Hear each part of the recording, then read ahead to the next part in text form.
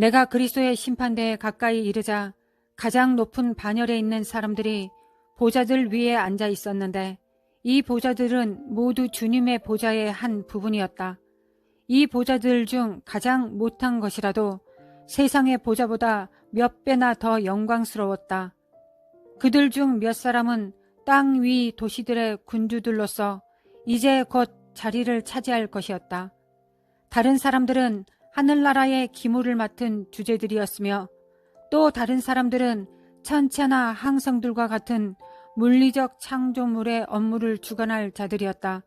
그러나 도시들을 주재할 권능을 받은 자들이 천체들을 주재하는 자들보다 더 중시되고 있는 것이 명백하였다.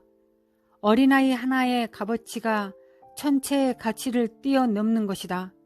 왜냐하면 성령님께서 사람들 안에 계셨고 주님께서 사람들을 그분의 영원한 처소로 삼으셨기 때문이었다.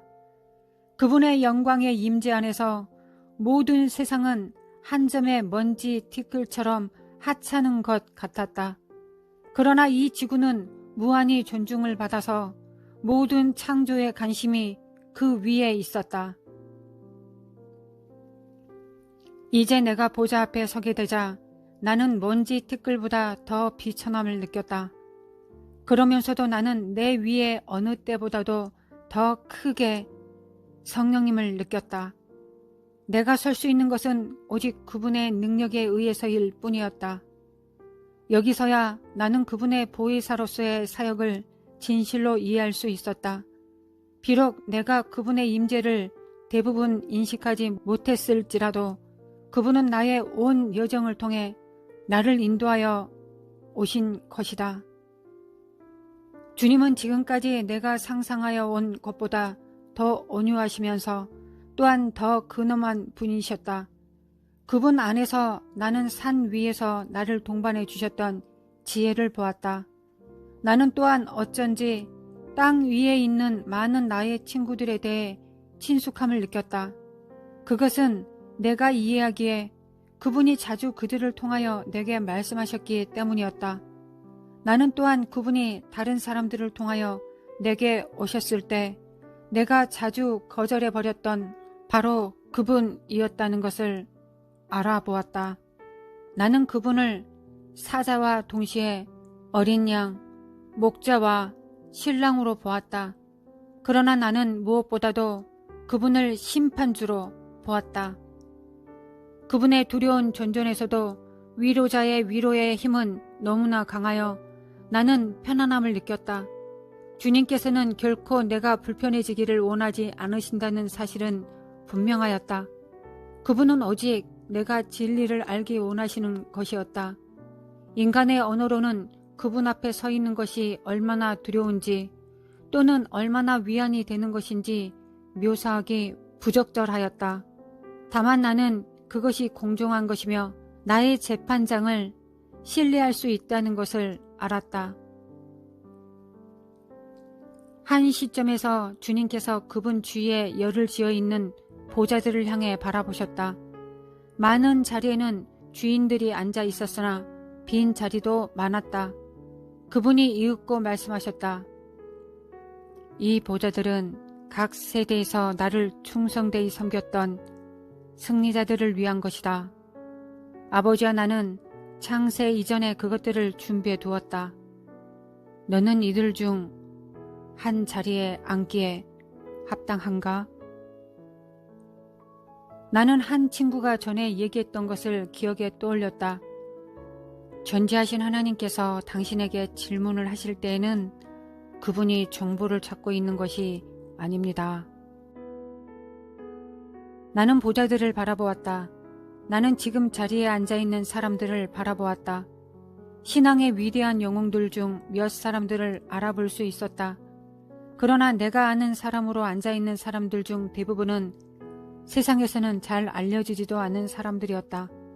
내가 아는 이 많은 사람들은 그들의 삶을 눈에 띄지 않는 속에 보낸 선교사들이었다. 그들은 땅 위에서 기억받는 것에 전혀 무관심하였으나 오직 그분에 의해 기억되기를 원했다.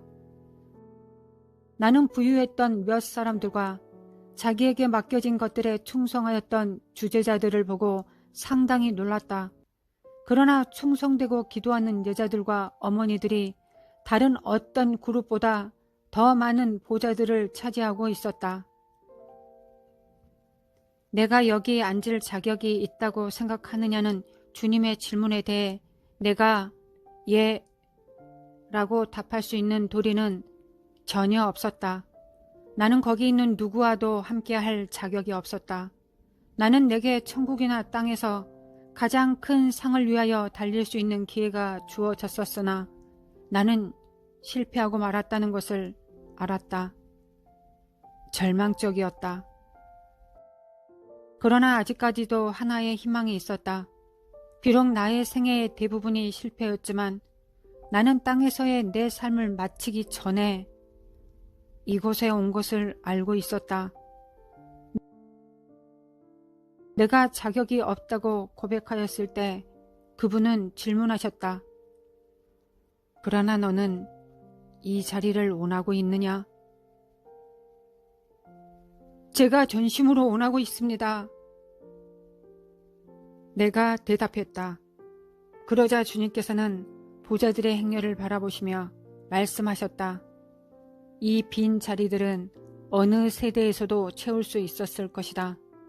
나는 내 이름을 부르는 누구에게나 여기 와서 앉으라고 초청하였다. 이 자리들은 아직도 차지할 수 있다. 이제 마지막 전쟁이 왔으니 나중된 자 중 먼저 될 자가 많을 것이다. 이 자리들은 전쟁이 끝나기 전에 채워질 것이다.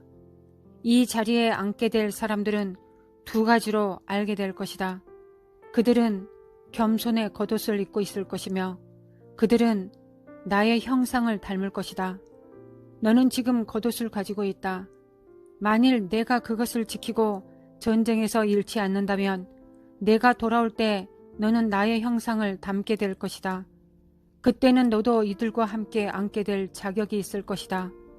왜냐하면 내가 너를 합당하게 만들 것이기 때문이다.